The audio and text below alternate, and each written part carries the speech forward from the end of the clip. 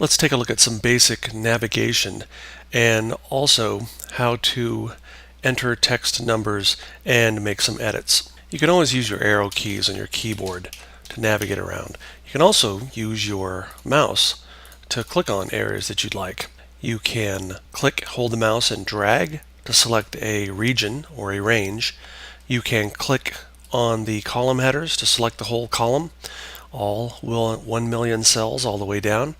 You can click on a row header to select 65,000 cells all the way across. So lots of different ways to select. You could also come out here and using your arrow keys, you can hold the shift key while arrowing to make selections as well. Without the shift key, you're just moving. With the shift key, you're selecting. I'm going to come up here and click on cell B2, and I'm going to start by typing in some text. Type in the word cat, and then below I'll type in a number. Notice how by default text values always line up on the left-hand side of a cell, and numerical values always line up on the right-hand side of a cell. Even if you mix text and numbers, Excel regards them as text and will go ahead and line them up on the left-hand side of the cell. Of course, you can always arrange the alignment any way you'd like. If I click on a cell and then come up to my Home tab on my alignment group, I will see some basic alignment tools out here inside the group. And if I click on, say, the center alignment tool, it center aligns the cell, right align, and back and forth. If I select all three cells at once, I can then go ahead and align any way I'd like. I'm going to go ahead and delete these. Another tool you can use to make a selection is this guy right here. It's the Select All button, if you will. I'm not sure exactly what this is called, but if you click on this, it will select all 17 billion cells on the sheet. And you can make a mass format to set basically the default behavior, your default behavior for the sheet. So if I click on this and choose center line, now anytime I type in any one of the cells on the whole sheet, they will be center aligned.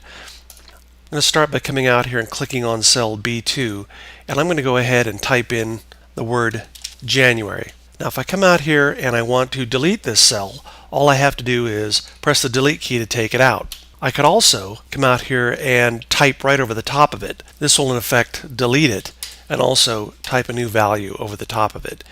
If I want to make a change to this, that is, I don't want to delete it and I don't want to type over the top of it, I can come out here and make an edit in three different ways.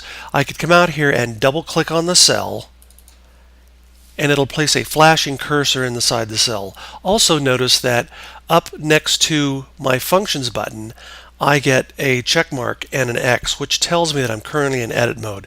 If I look down the lower left-hand corner of the screen, I also see the word edit down where we'd normally see ready, and that tells me I'm also in edit. So I can make an editing change here if I'd like.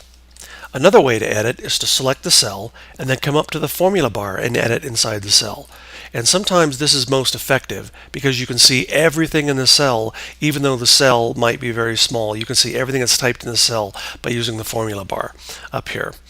Still another way is to use just your keyboard without the mouse. You can place your selection on top of the cell you're interested in and press the F2 key, and that will go into edit mode.